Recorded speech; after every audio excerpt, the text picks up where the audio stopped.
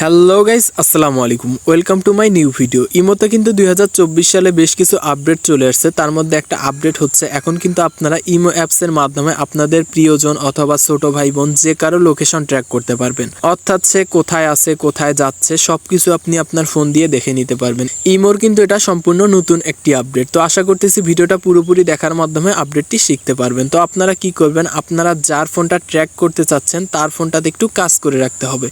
তো ধরে নিলাম আমার প্রিয়জন অথবা যার ফোনটা আমি ট্র্যাকিং করতে চাচ্ছি তার ফোনটা আমার হাতে আছে। এখান থেকে ছোট্ট একটা সেটিং করে নিতে হবে। তো কি করবেন, তার ফোন থেকে ইমো অ্যাপসটা ওপেন করে নেবেন।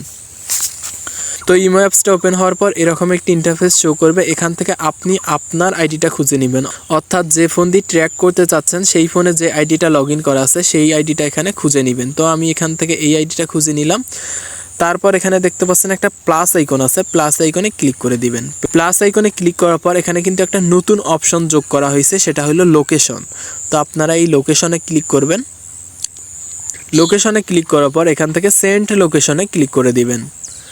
সেন্ড লোকেশনে ক্লিক করার পর আপনার কিন্তু লোকেশনটা দেখাবে। এরকম করে আপনি জুম করে এবং জুম আউট করে লোকেশনটা দেখতে পারবেন।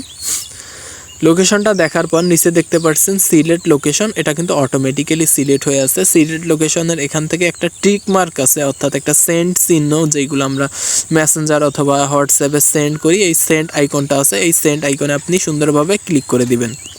সেন্ড আইকনে ক্লিক করার সাথে সাথে কিন্তু লোকেশনটা চলে যাবে। এবং আমাদের মাঝে কিন্তু কিছু অতি চালাক পাবলিক আছে যারা এই পর্যন্ত দেখে ভিডিওটা ক্লোজ করে দিবে এবং এই টেকনিকটা অ্যাপ্লাই করবে, কিন্তু তাদেরকে বলে রাখতেছে এখানে কিন্তু আপনাকে আরও কিছুটা টেকনিক অ্যাপ্লাই করতে হবে। সেটা হচ্ছে আপনি কি করবেন, আপনি যে এই লোকেশনটা সেন্ড করছেন এই লোকেশনটা যদি সে দেখতে পারে তাহলে তো বুঝতে পারবে যে আপনি তাকে ট্র্যাক করতেছেন অথবা আপনি লোকেশনটা শেয়ার করে নিয়েছেন। সেক্ষেত্রে আপনি কি করবেন, এখান থেকে যে লোকেশনটা আছে এটা সুন্দরভাবে ডিলিট করে দিবেন। অবশ্যই ডিলিট ফর মি করবেন, ডিলিট ফর এভরিওয়ান করলে কিন্তু আপনার ওখান থেকেও লোকেশনটা ডিলিট হয়ে যাবে। তারপর এখান থেকে ডিলিট ফর মি করে দিবেন। তারপর আপনি যে ফোনে লোকেশনটা সেন্ড করলেন সেই ফোনটা ওপেন করে এখানে ক্লিক করলেই কিন্তু আপনি ইনস্ট্যান্ট লোকেশনটা দেখতে পারবেন। খুব ইজি একটা প্রসেস, আপনারা ট্রাই করে দেখতে পারবেন। আশা করি অনেক উপকৃত হবেন। তো আজকের ভিডিওটা এখানেই শেষ করতেছি। ভিডিওটা ভালো লাগলে অবশ্যই একটি লাইক দিবেন এবং চ্যানেলটি সাবস্ক্রাইব করে দিবেন। ধন্যবাদ সবাইকে।